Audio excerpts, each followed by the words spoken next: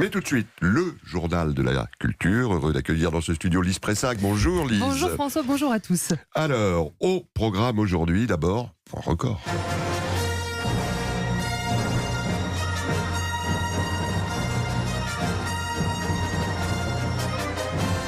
Alors, à moins que vous ne viviez dans une autre galaxie, vous aurez reconnu quand même vous, François, le célèbre thème de Star Wars, la guerre des étoiles, qui est sans surprise en tête du box-office américain. Le dernier volet de la saga, l'épisode 9, l'ascension de Skywalker, est sorti mercredi dernier et il a déjà permis à Disney de récolter 176 millions de dollars de recettes rien qu'au Canada et aux États-Unis. Et ce n'est sans doute que le début, ça reste moins pour le moment évidemment que les gains de l'épisode précédent. Le dernier Jedi, sorti en 2017, avait engrangé 220 millions de dollars aux États-Unis. Et moins que l'épisode 7, celui d'encore avant, la guerre des étoiles, le réveil de la force, qui avait récolté 248 millions de dollars sur le marché américain. Épisode 7, soit le premier épisode de la troisième trilogie. Vous suivez, François, puisque moi j'en suis restée à la première trilogie. La première qui sont en fait les épisodes 4, 5, 6. La deuxième c'est 1, 2, 3, etc. Après c'est 7, 8, 9. Quelle aventure, 42 ans d'aventure cinématographique. Ça reste exceptionnel pour cette durée, au-delà des chiffres que vous venez de citer. Alors on va poursuivre ce journal par un appel tout autre registre, signé par une quarantaine d'artistes. Ils sont écrivains, comédiens, universitaires et soutiennent le mouvement de grève. Dans une tribune publiée hier dans Mediapart, ils appellent à soutenir financièrement les cheminots en grève contre la réforme des retraites. Parmi la quarantaine de signataires, l'humoriste Jean-Marie Bigard, l'actrice Corinne Massiero de la série à succès Capitaine Marlowe évidemment, le comédien Yvan Le Bolloc, l'écrivain Nedim Gursel, le dessinateur Tardy ou encore l'ancien footballeur Vicage Dorasso.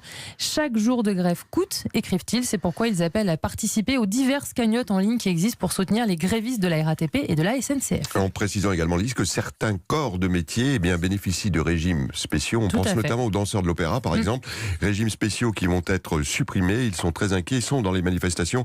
On donnera la parole dans l'émission samedi matin. C'est arrivé cette semaine à l'un de ces danseurs qui a 41 ans et qui est très inquiet pour la suite de sa carrière. C'est aussi quand la culture rejoint le social. Et puis une triste nouvelle hier, la mort d'un grand nom qui incarne une tradition italienne de la haute couture, monsieur Emmanuel Ungaro. Oui, il avait quitté le monde de la mode depuis 15 ans. Il nous a quittés ce week-end. Emmanuel Ungaro avait 86 ans. Né à Aix-en-Provence, il part s'installer à Paris à seulement 23 ans.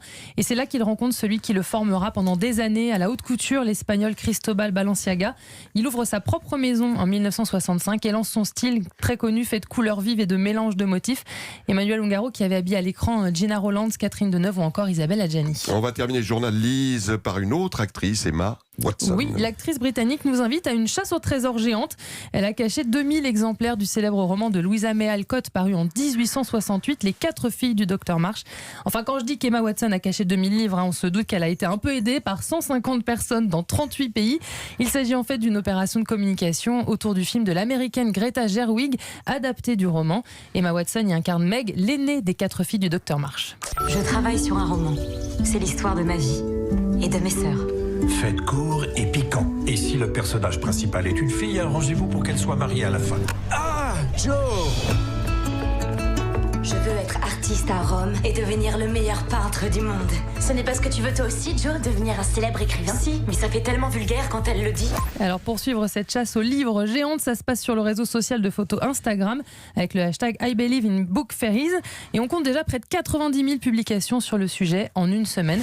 Et pour découvrir cette adaptation du roman avec au casting donc Emma Watson et Meryl Streep notamment, rendez-vous au cinéma, c'est à partir du 1er janvier. Alors on rappelle le hashtag I Believe in Book Fairies. Exactement. Donc à retrouver également en anglais dans le texte.